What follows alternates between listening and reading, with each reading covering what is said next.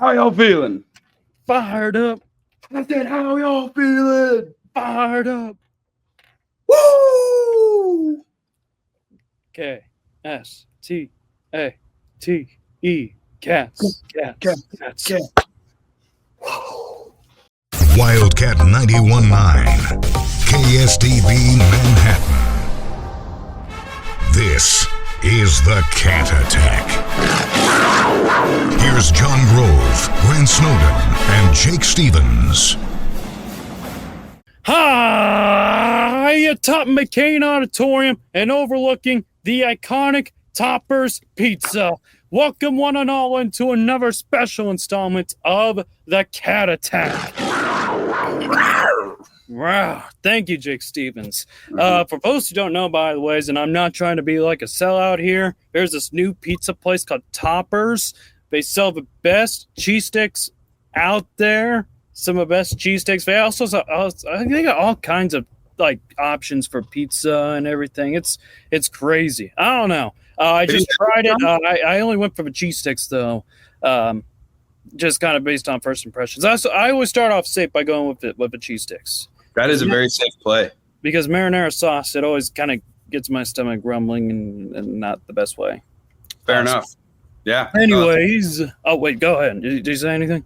No, that's a good call. I'm a big Toppers fan as well. I haven't had the one in Manhattan, but there's one in Lawrence that I celebrated a victory in Lawrence last year by going to Toppers after. So certified good place, good spot. Just be careful. I think it's open till like 3 a.m. in Manhattan, if I'm not wrong. Yeah. So, really perfect business model for them. There's not much in Aggieville for food after the bars, whatever the students want to do.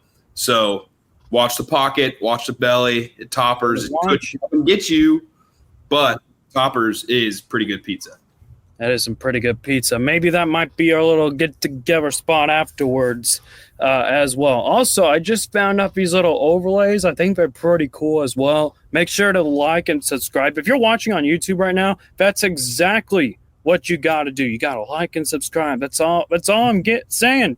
Help a brother out. All right, we got what? Over 280 listeners on our last YouTube little segment clip there, Jake Stevens.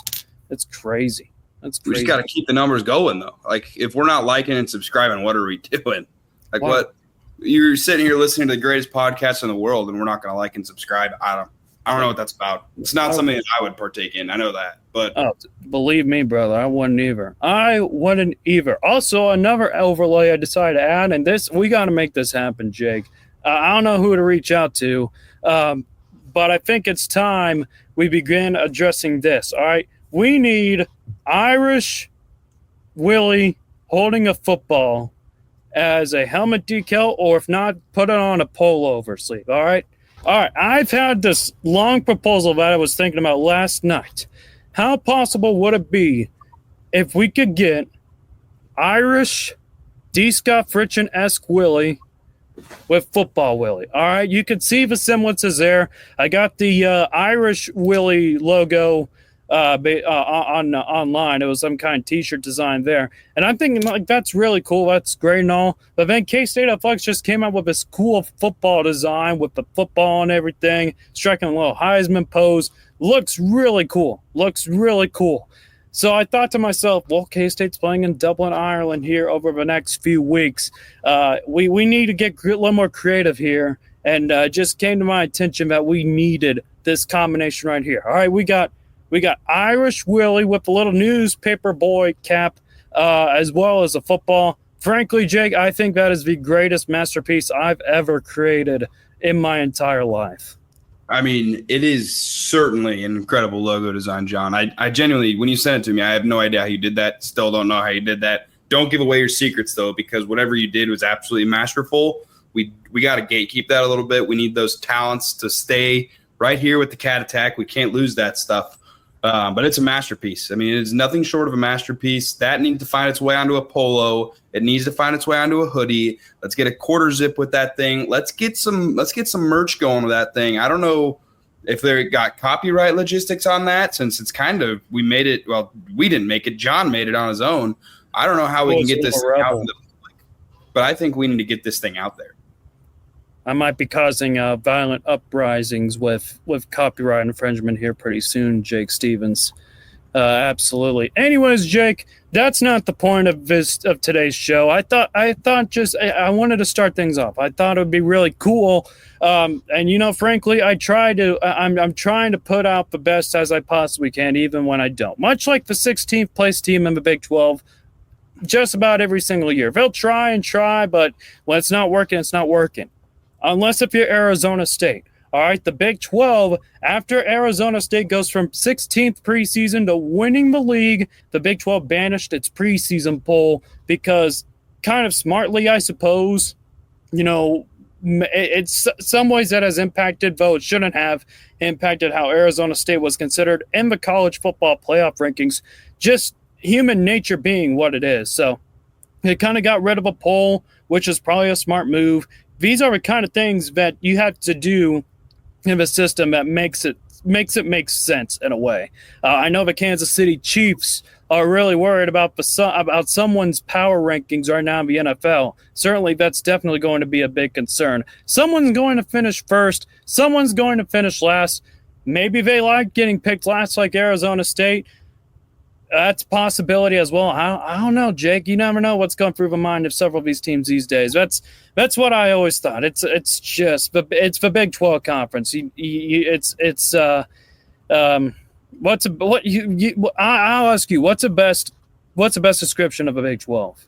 It's up in the air. It's always up in the air. Nobody really has any feel, especially on the football side, of who's going to do what. I mean, it's crazy, John. Last year you look at it, and I think we've talked about it before, but I mean, you got Oklahoma State, Arizona, Utah teams that were up in the top, and they all finished almost in order, dead last to 15th, 14th in the conference last year. Then you've got teams like Arizona State and BYU who nobody had any foresight on, and they come in and they play really well. Arizona State, like you said, went last to first. So it's anybody's conference almost every year, and until somebody proves that they're going to win it 3-4 times in a 5-year stretch, then it's going to stay like that for the foreseeable future, I think. Yeah, it's a great season for Arizona State, and I mean, you mentioned until a team gets wins several championships along the lines consecutively, like 3 or 4 years. That's kind of how they'll kind of assert their presence as the upper echelon team of the Big 12, much like Oklahoma was in a few years past. So I'd probably say Arizona State, like I said, great season, but it was more like a head start compared to the rest of the teams in the Big 12. They believe that banishing the preseason rankings, it will help them get 2 teams into the playoff this year, which is, Brett Yormark's goal as the commissioner. And it would be quite important for the Big 12 as well. There's no question about it. This is an extremely deep league, and I don't know if it's the deepest overall, but it might be. I mean, we're seeing the lines where we're seeing teams at 8.5, 9.5, very consistently. It's just kind of going down one notch. I mean, it just shows how much little thin margin of error there is between several of these teams. And like I said, it's the most fun league in terms of who knows what's going to happen. Every game has about this point has about a 2.5 spread. That's the rule, and they all go to the last possession. All games go to the last possession, but we're not going to adhere to the Big 12's directive. Dear leaders at the Big 12, we not heed this edict. This is America. We can do what we want, including having a little bit of a poll on our own that we will post later on as well. Jake Stevens. Yeah, I think that the abolition of this preseason poll makes a lot of sense. It's the right move, like you said, John. It just makes it so there's really a chance for us to get, a couple teams into the playoff in a year that you look at last year and BYU was kind of on the outside looking in. There was certainly probably more of a case than even got made for them. But a lot of that probably goes to the fact that in the preseason, they weren't picked to finish very well. Neither was Arizona State. So some of these teams down the stretch kind of just got shunned because they weren't supposed to be good. So on paper, if you're not supposed to be good, you're not allowed to be good because that's how the sport works these days. But it's certainly the right move. I think that going forward, and it's not like, I mean, obviously we're sitting here talking about how good teams are going to be, how Some teams might have a down year, so we're still going to talk about it. People are still going to talk about it. There's going to be other outside rankings that come in that probably matter and get a little bit of thought, but there's not going to be an official ranking, and that's probably a good thing. Absolutely. We'll make it abbreviated later on in terms of and Jake, I'll ask you this. Do you want to do like a combined Big 12 preseason ranking of the Cat Attack, or do you want to keep it separate to see who's right and who's wrong? I mean, I don't know. I feel pretty smart about who I got winning. Yeah, I lied. I actually lied because when I said, like, before I looked at the team schedules, I had one winner, but then when I looked at the schedule and how it all adds up with the home games and the road games, they were just sitting outside of it. So I don't know. I mean, it's your call. It's your call. I think it'd be fun for us all to do our own ranking. I think that'd be a lot of fun. Just see who can get the closest. And even then we could all have our own ranking and try to average out the points to see what the official Cat Attack one would be. But I think it'd be fun if we all did our own and we see who can get close. Because like you've said and like we've talked about in the past, this conference is pretty stacked up. At the top, there's kind of maybe a preseason upper echelon, if you will, of, say, 4 teams or so. And then there's that middle tier that it might be 8 teams of who can rise above that 5-7, 6-6, and who can get to that maybe 9-3 mark and really cause some problems in the conference. And then there's going to be some bottom dwellers, but that's how it is every year. And so I think it'd be fun if we all did our own. Absolutely. Like I said, we'll make it abbreviated because trying to go through all 16 teams in one episode, that would be the end of the podcast as we know it. But we can do this, Jake. Who wins? Oh, you're not seeing my finger. Here we go. Who wins? Who's a sleeper? And who's coming in last? How's that? Yeah, I think we do it. All right, that's good. We want to make sure someone comes in last because someone will in the standings. I promise. Someone will come in last of the standings. Either way, I mean, you could be upset about it, or you can be extremely grateful, like Arizona State was last year. But anyways, Jake, who do you have winning this thing? If it ain't K-State, man, if it's not K-State, I think Arizona State still has enough to have that footprint. It's still at the top of the conference. I think Arizona State becomes very interesting in a couple of years, depending on what they do on the recruiting trail. It seems like things are looking up out there in Tempe. It certainly feels like they're all kind of moving in the right direction and getting behind this football program. But it's still so tough to know, especially in this conference like we've talked about. I feel pretty good about this year, Arizona State still having some success. And if it's not Kansas State, who is the conference favorite coming into the season, if it's not Kansas State, I like Arizona State. But certainly a lot rests on week 0 in Ireland. If Iowa State can pull off the upset, then that changes a lot of things in the conference in August still, which is crazy.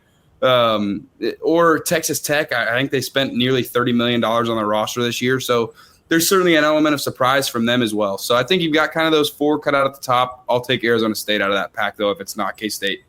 All right. I hear you. And chances are I'll likely tend to agree with you. Not only do you have Sam Leavitt at quarterback, I mean, you got a lot of returning players there. It's just also a lot of great momentum there. It's always hard to pick these leagues with the transfer portal and everything. I remember it. I remember it being out. I remember witnessing Arizona State in Manhattan, and really, they just looked like they're the kind of guys that's going to continue making jumps each year with all these up-and-coming guys. The recruiting pipeline that they hatched in the state of Texas, not necessarily the biggest stars, but they're certainly getting towards that line of area as well, kind of similar to Texas Tech. Recruiting has been really good over the last couple of years. I think that's going to pay off this year again with the amount of returning production. I believe 10 of their defensive players are returning as well, and Jordan Tyson, be one of the top, if not the best, Big 12 wide receiver, is coming back next year for Arizona State. But another team I also put into consideration as well is Utah. All right, Utah. I think Utah is going to be top 3, top 5 of the conference. All right, the case for Utah is very simple. They were just decimated with quarterback injuries last year. They only won 2 league games, And they bring in a new scheme with Jason Beck, the offensive coordinator in New Mexico. They also bring in the quarterback in Devin Dampier. He ran for over 1,000 yards last year in New Mexico. First team Mountain West. They'll have a significant element of quarterback run in their game. But the case for Utah is where it's always rooted, all right? You got the left tackle, the right tackle, each of them, Caleb Lemieux and Spencer Fano, both of them are coming back. Both are also projected first-round picks. And on top of that, I mean, Kyle Whittingham, he was unabashed, saying that they're going to have the best tackles in the country. And they have a credibility as well. Kyle Whittingham, you also got Morgan Stanley, one of the coordinators there, trying to figure it out. I think the Utes, I don't know if it'll be Big 12 championship consideration, but I really like for them to finish their way inside the top 3 and the top 5. All right, Dampier's a great athlete. Kyle Whittingham, I think he was considering retirement here. I don't think that's a big secret. He probably would have had retired if things would have gone the right way for the Utes last year. And he's also a proud man who did not want to go out like that. And I don't think he is going to go out like that either. So take that for what it's worth. All righty. Jake, now we go to our sleeper picks. Who do you have in this one? For my sleeper pick, one of them John actually had was Utah. I think they're still outside of that upper echelon of that top 4 that I have in my brain. And that's mainly just because of what happened last year. It's hard to figure out what happened to them last year. I mean, I get that they may not have had the quarterback play they were looking for with the kind of debacle. They were all over the place. They had Isaac Wilson in there. They thought Cam Rising was maybe going to be a piece. They just couldn't figure it out. But this year they've obviously got that set quarterback piece in Devin Dampier. Really, really good player. I think he had over 4,500 yards of total offense last year. I mean, he was lights out, great dual threat athlete. So I like Utah to rebound. Like you said, Whittingham's a great coach. That defense is going to come around this year. It wasn't even awful last year, but it wasn't up to Utah standard what we had seen. I think that defense is going to be good again. So I like Utah to potentially knock on that door of the Big 12 title. Other than Utah, it gets a little iffy. That middle piece of the pack is really jumbled up in my brain. I like Sawyer Robertson a lot at Baylor. I think he's a really talented player. I don't know necessarily that he's got enough talent around him to kind of lift Baylor up into that Big 12 title contention. I think he's a good player set aside from that, though. So I'm interested to see what they do. Colorado, I think, takes a step down this year. I don't think they're going to be as good as they were last year, but they certainly have some intriguing pieces, even if it's just at the quarterback position. Caden Salter was really good at Liberty for a long time. Julian Lewis, the freshman kid they have coming in, really good player. I don't know who's going to win that quarterback battle, but I wouldn't necessarily count Colorado out just because of the way that they have been able to recruit. They've obviously brought in some talented pieces, and Dion claims that he wasn't just there for Shadur and Shiloh. He was in this thing for the long haul, and, I mean, a lot of people thought he was going to leave or retire after last year. He stayed. He's sticking this thing out. So Colorado might be like the sleeper of sleepers for me, but I certainly wouldn't count them out of the whole picture in the preseason just because I think they might have enough raw talent that if Dion can coach it up, they may be able to make some kind of a weird push. Who knows? You know, the vibes that Dion was giving at media days, and I mean, and I'm sure he's going to really, what's the best way of putting it? I think Dion has made the case in which, like, he is very excited for Shedeur Sanders and Travis Hunter, and it wouldn't shock me whatsoever if he, at maybe in the next year or two, follows them into the NFL as well. Things don't pan out at Colorado this year, but he was giving the vibes at media day in which he was more excited to be a head coach rather than being being a head coach and a parent as well. I'm sure that can be very overwhelming at times. Jake, I'm going to go Cincinnati. I'm a big fan of their quarterback, Brandon Sorsby. All right, Sorsby is the kind of guy that a lot of NFL draft scouts have already liked. Cincinnati has lost its last 5 games last year under Scott Satterfield. Had a fun moment also at media day, saying that their best receiver ran a 4.79 in the pre-draft stuff. Just horribly slow, and they couldn't get open in the last half of the season.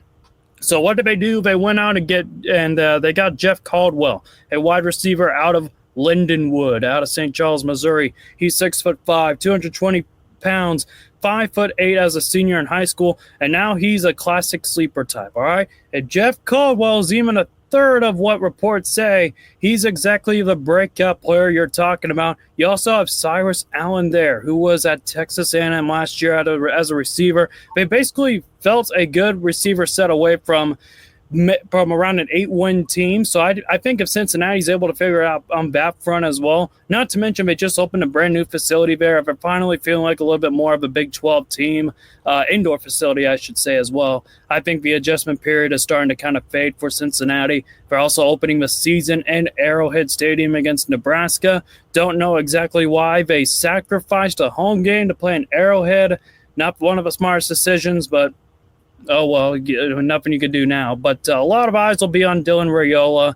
But I think that's also a real opportunity for Brandon Sorsby to announce himself to the country on a Thursday night in Kansas City. I think I'm going to go Cincinnati here as my sleeper pick here. I wouldn't sleep on them either. That's a fun pick. That's somebody that I certainly didn't have in that spot. But the more you talk about it, the more that I like it. I mean, Cincinnati, obviously, within the last 5-6 years, they've proven they can go to the playoff, obviously under a different format and in an entirely different world when Fickell was still their head coach there. But they've got the resources. They've got a major market city.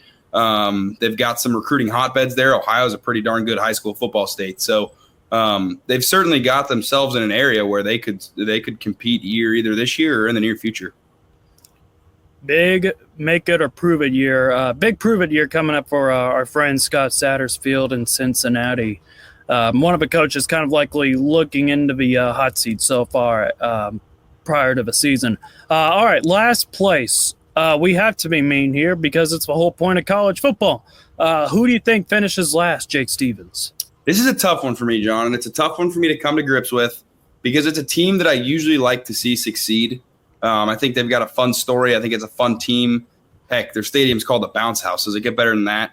But I do think UCF comes in last in this conference this year, and it's like I said, it's a tough pick for me. But I just looking through their roster, they're projected to have 8 new transfers start on offense and 7 new transfers on defense. I mean, it is hard to replace a team and just flip a roster like that. Not many teams can do it. Now UCF, they've got the facilities, they've got a major market as well down there in Orlando. Florida's obviously a recruiting hotbed. I just don't see it this year. They bring in Taven Jackson, who was a 4-star out of high school. He's actually from Greenwood, Indiana, the same place that I'm from, and the brother of Trace Jackson Davis, who plays for the Warriors. But he started his career at Tennessee, didn't fit there, went to Indiana last year. Obviously, Curtis Rourke was the guy there last year. And they brought in a transfer from California this year at IU that pretty much had the starting spot locked up as soon as he signed. So Taven took his talents to UCF. He's never really had a chance to really be the guy, but last year in his lone start against Washington, he looked really darn good. Indiana took it to Washington with him at the helm last year. So I don't think that UCF is going to be, necessarily a laughing stock. I think they'll probably play in some games and compete a little bit, at least with having that talent at quarterback. But I don't know. It's so hard to flip an entire roster like that, to change so much personnel and just think that you're going to be able to get away with it, especially when conference play comes around. It's just tough to do. So I think UCF is building something. I think they're moving in the right direction. But this year, I don't think this will be their year.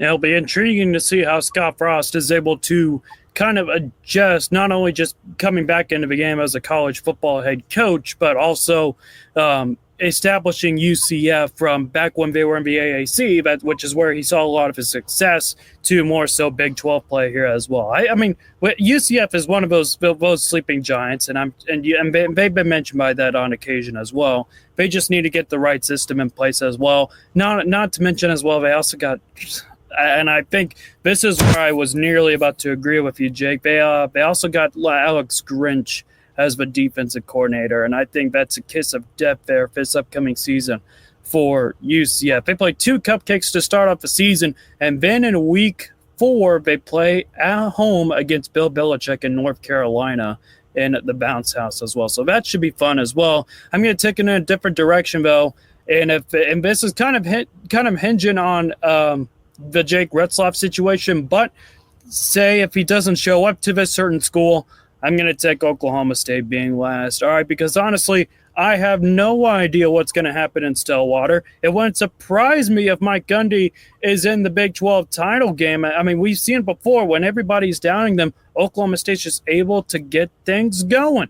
I don't know how they do it. I mean, it's just like they're up and down. It's like when the haters are just hating on Mike Gundy, all of a sudden they're just ramping up some big-time wins, and they're in the Big 12 championship game. And when all those high expectations are there, everything just falls off. But at the moment, they don't have a quarterback. I think the best option so far for them is Zane Flores, but they don't have a quarterback who's thrown a forward pass in a college game. They have one returning starter on offense, and that's a tight end. We got 10 new coaches as well. The entire thing is just the transfer portal. You even got a coach portal. I've never seen this amount of turmoil or transition with the coaching staffs before. But, Mike Gundy usually gets the benefit of a doubt because of the decades of strong work there. But prove me wrong, you magnificent mullet, but it could be a hairy situation there this year, pun intended.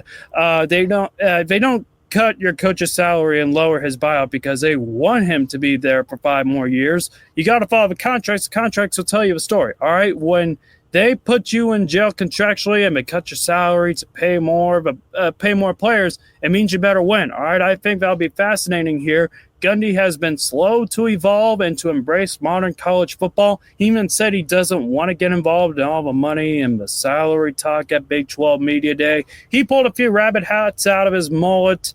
He pulled a fefew rabbits out of his mullet before, so we're not fully doubting him, but he's in a lot of crosshairs. 21st season, 3-9 last year is the worst season he's ever had. Still winless in the league as well. And for most of his tenure, again, it's been great. It's been good, not great, but the great seasons have spurted out a little bit late. So there's definitely some pressure. I hope he bounces back because college football is just a better place when that mullet is flapping in the still water hair. All right, you want to talk about it? We know Mike Gundy's out there protecting us while the breeze is just flying through the Great Plains of Oklahoma and everything and the Big 12 country. I'm hoping his plethora of new players and coaches and guys who have never thrown a pass before, I hope they get it together. I'm hoping he's got this because there are no Mike Gundys in college football or in the NFL for that matter, and I think that makes it great. There's no quirky guy in Jacksonville who's been there for 2 decades and wins a variety of ways. He's one of the longest guys there. I mean, we don't need that in the NFL. We already got these unique college football head coaches. Mike Gundy is certainly one of them. Please prove me wrong, you beautiful mullet man. I'm sorry I went on a little bit of a tangent, but Oklahoma State, they need to get some stuff figured out fast as well. I'd probably throw Arizona into the mix as well. Brent Brennan, of course, is on the hot seat as well. Second year after Jed Fish left, it just couldn't get things pulled together last year. Even with McMillan, the wide receiver that they had, it just looked rough, like really, really rough in Tucson, Arizona. So we'll see. Yes, it did. It was tough down there in Tucson. But overall, I think this conference is in a great spot, which I think is something that not a lot of people thought was going to be the case. If you look at the state of college football, even just a year or two ago, a lot of people kind of had the Big 12 as like the next conference to just kind of dissipate. And all of the teams were going to file somewhere else after the Pac-12 kind of blew up. But it seems like Yormark's done a great job keeping it steady, really trying to steady the boat. And it seems like he's done that to this point. So hats off to him. I think quarterback-wise, this conference is in an unbelievable spot, which is something that I don't know that enough people are talking about out there. But, I mean, there's legitimately 10 to 12 quarterbacks in this conference that are top 20 quarterback potential guys. I'm not saying we're going to have 10 of the top 20 quarterbacks in college football. We're not. The Big 12 is not going to have that. I will rule that out now. But there's potential for all these guys because you look at the top, you've got Avery could definitely be that. Sam Levitt is probably going to be that already. Rocco Beck could make a step. Sawyer Robertson could make a step. Brendan Sorsby is a guy that not a lot of people are even talking about, John, and you're sitting here saying that he's got NFL looks, which he does. There's scouts that are talking about that guy. So before Retzloff left, who knows where he ends up, but he's another quality talent.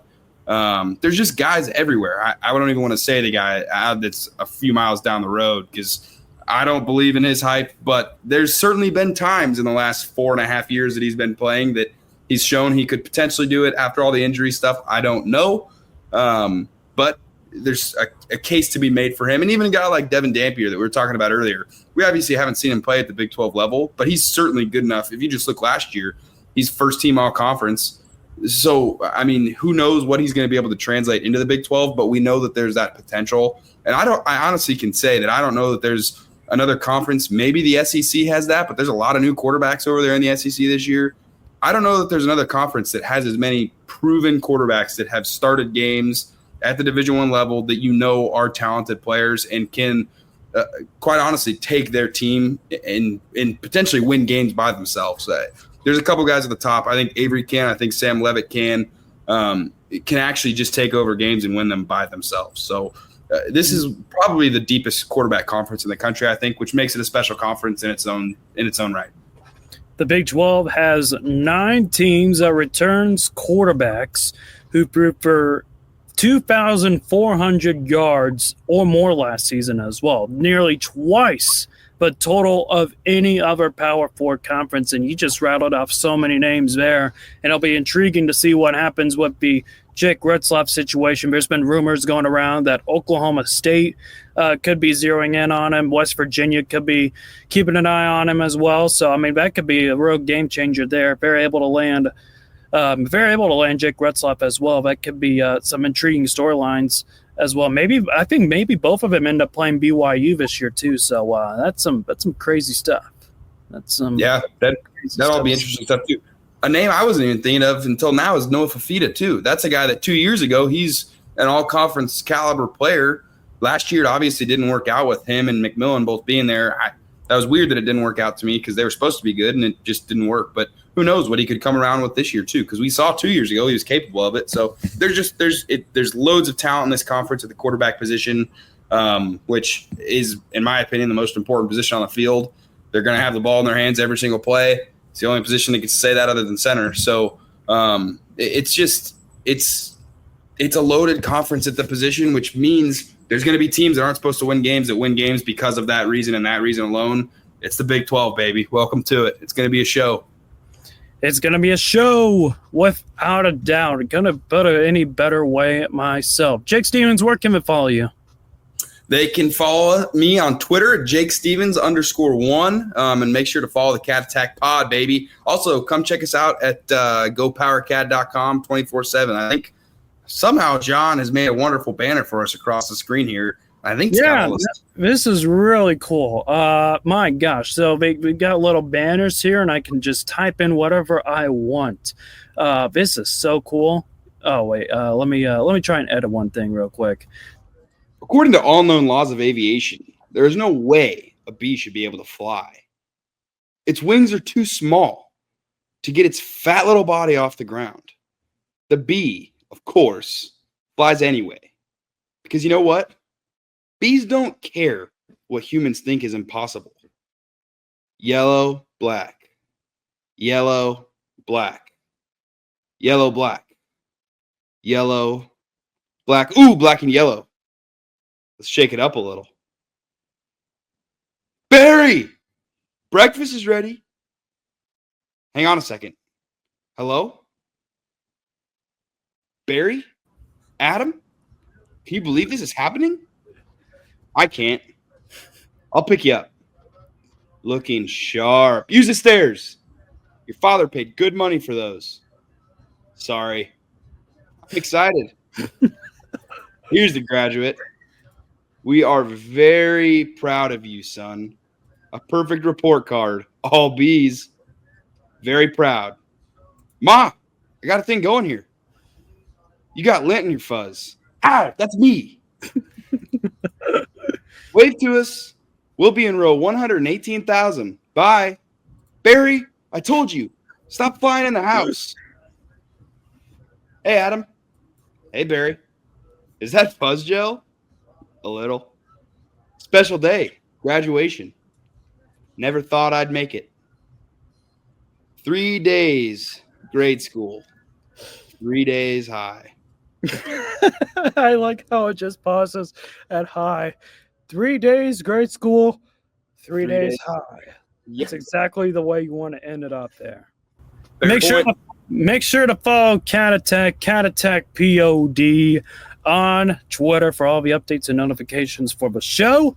And who knows what our next episode will be. We're going to try and produce as much content as we possibly can leading up to kickoff on August 23rd in Dublin, Ireland. But until next time, cats, bye 90.